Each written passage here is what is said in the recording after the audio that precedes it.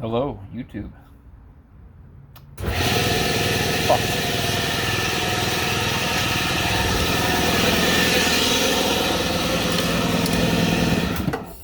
Compressor.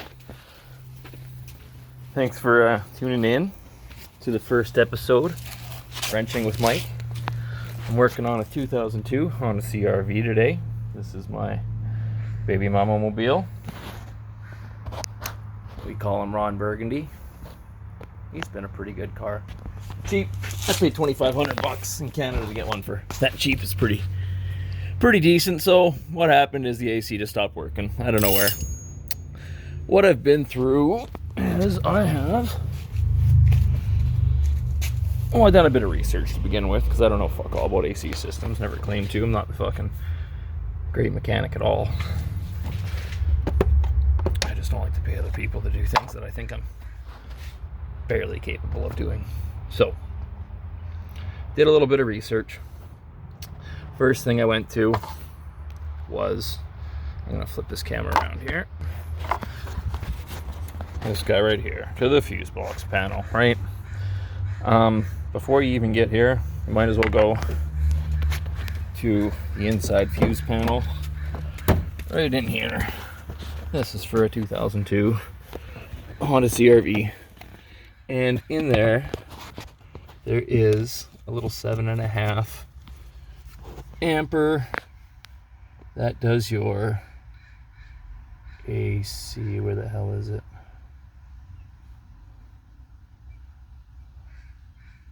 Okay, I'm not seeing it. Oh yeah, I'm not seeing it. I'm just saying that. Where the fuck? There. Let me look at this for a second. What do we got here?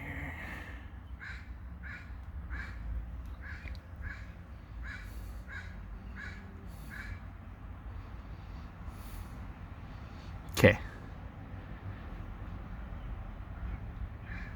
Where the fuck is it? I'm not seeing it. Anyways, there must be. Maybe I'm tripping. I thought there was a fuse there. Put that back before I forget.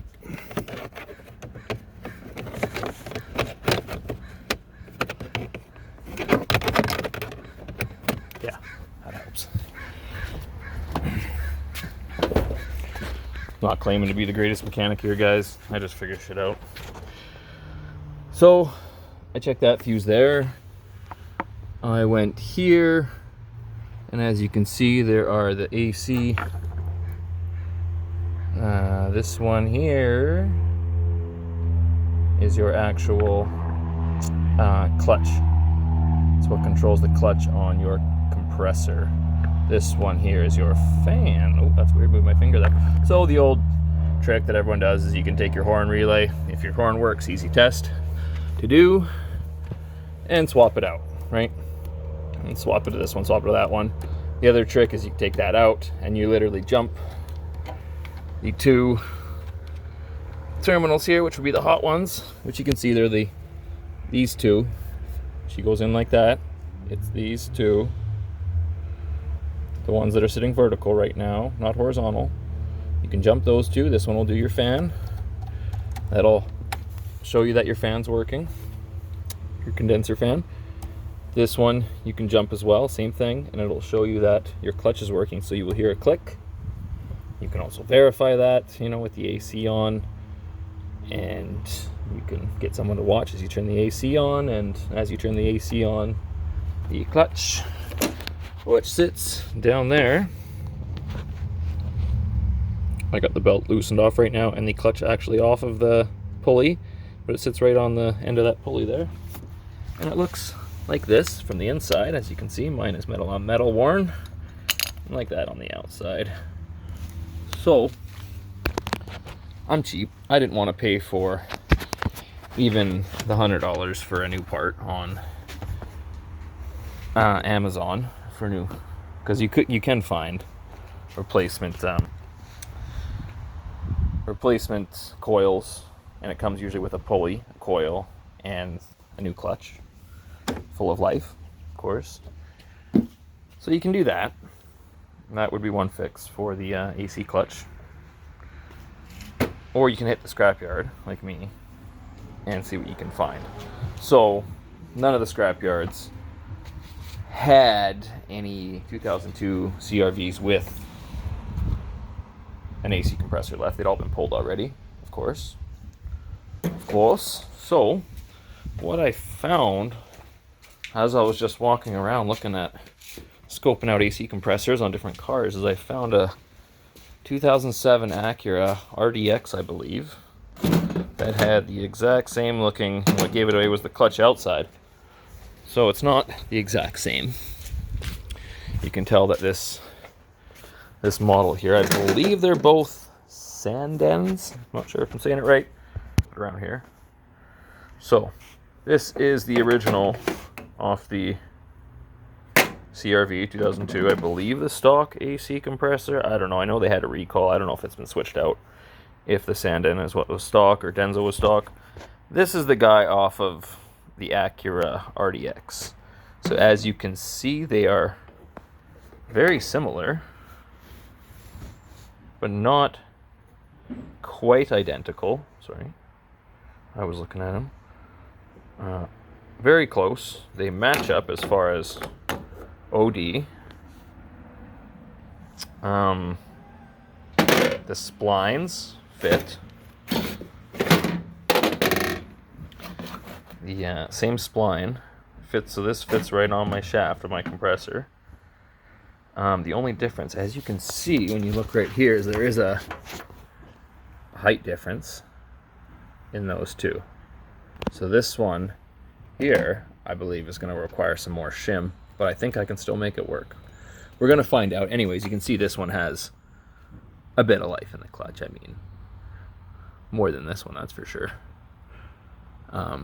Might not work forever, but it was like $10 for like a coil and the pulley and the clutch itself. And I didn't test it at the scrapyard. I should have brought a battery. I didn't. I just kind of went with it because it was cheap. And I got it at home and I tested it, and I can, I'll show you that. It's kind of cool.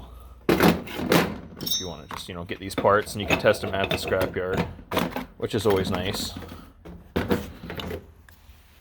So you just come over here to your battery, and I'll just kind of try and, it's going to be stupid to do this while filming, but if you actually look at the clutch there, as I touch this to the battery, boom.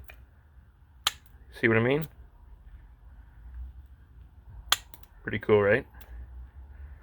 Just 12 volts. So,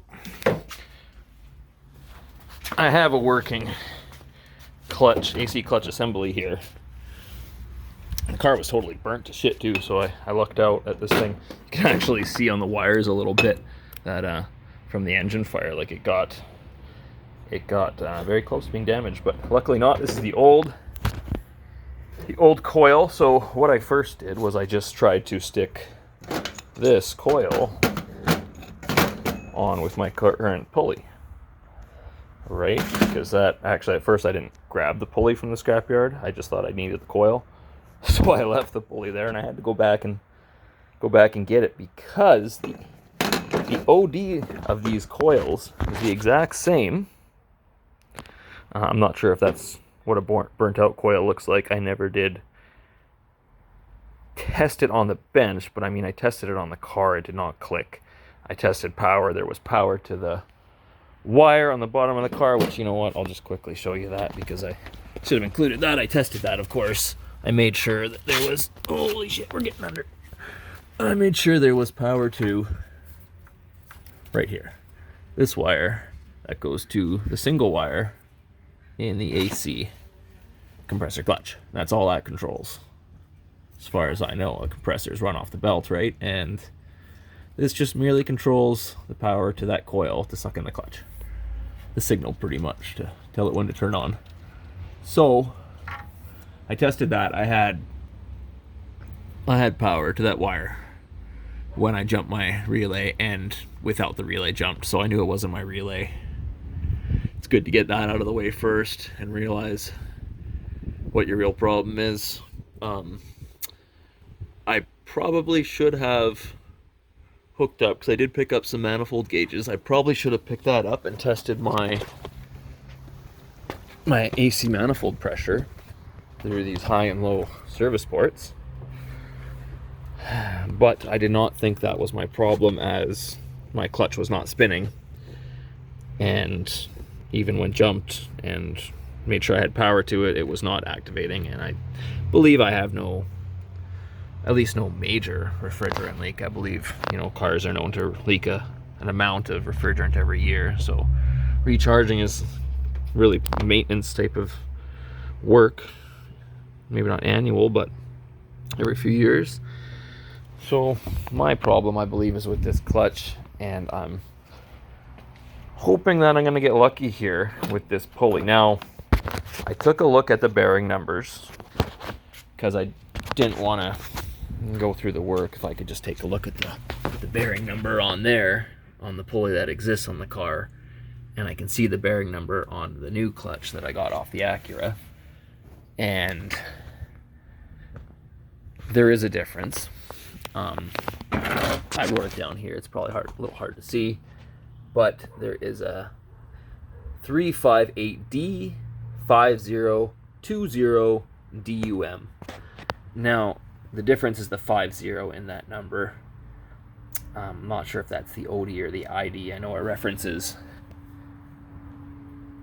either of those. I think those numbers, I looked at an SKF manual and it said you times it by 5, but it doesn't quite work out as far as the dimensions of my bearings. I know they had a few other exceptions to those rules, so I'm not totally sure.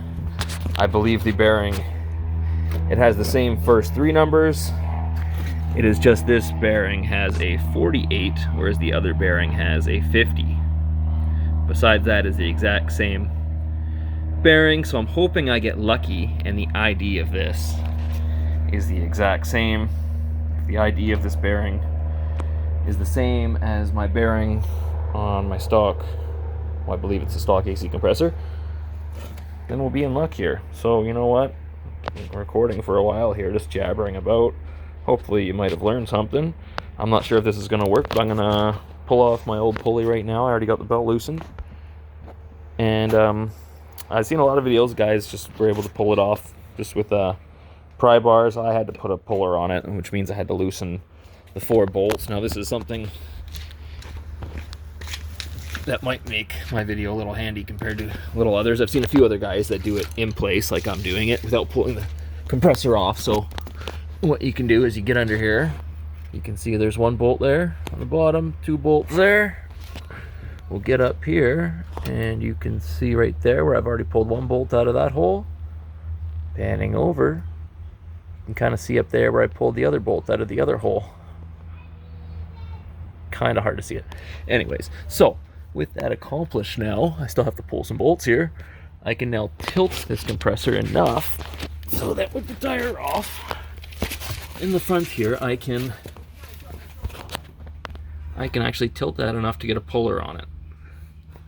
And trust me, I wouldn't do this if I didn't have to, but this is, you have to undo those bolts, and they're really not that bad, to get this thing tilted enough to work on, and also to get the snap rings out, because there's 1 snap ring you can see in there, and then there's another snap ring that holds in the coil, and this is just a washer I use temporarily.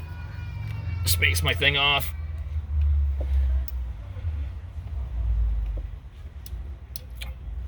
So yeah, I'll get some work done here and let you guys know if I got lucky. My thought is that I might, depending on the bearing, and if I might be able to take my bearing out of this pulley and smack it into that pulley.